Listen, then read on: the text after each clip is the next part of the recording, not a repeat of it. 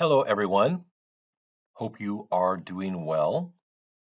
So, this week, again, we're going to be focusing on continuing to work on your dissertation. I know I've had conversations with some of you, and it sounds like things are progressing. Hopefully, you're continuing to touch base with members of your committee. So, again, just to kind of recap where we're at and where we are going. By the end of this term, you're turning in a draft to me.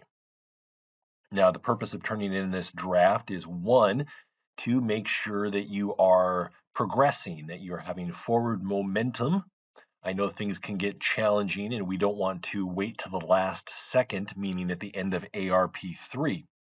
So that way you're, making forward progression, you're taking opportunities to discuss things with your committee members.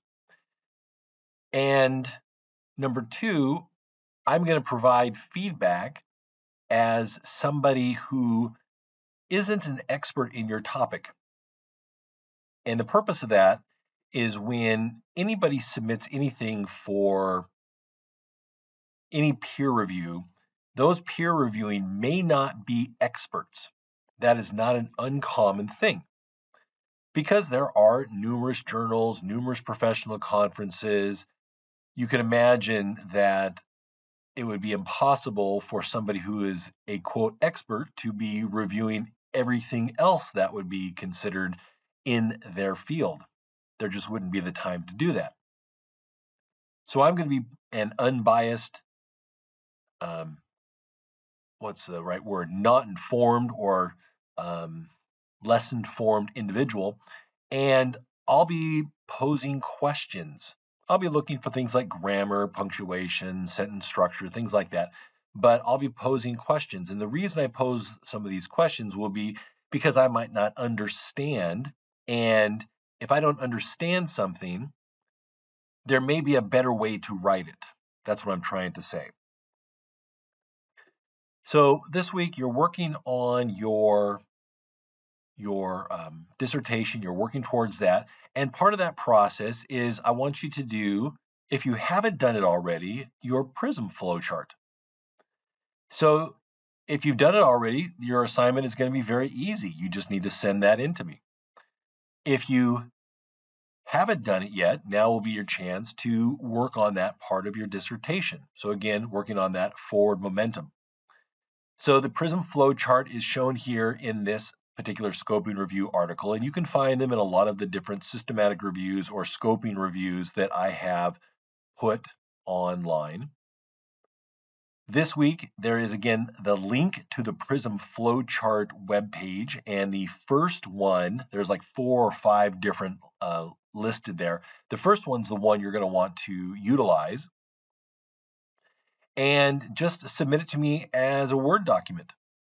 Now, I've talked to some of you that maybe you don't have Word. Well, the university does provide Word for free, and there is a link. I think it's in week 9. Just look through the modules. I've got a link up there for the university's access to Word. So send that in to me. That'll be your homework due by Sunday night at midnight. And again, what you're seeing here is your process, what records you identified from the databases that you searched, records removed before screening. So were there any duplicates that you found in your search process? And then what records did you screen? So what you see here is they had a very expansive record screened. And what that means potentially is, we tried to work on keyword combinations.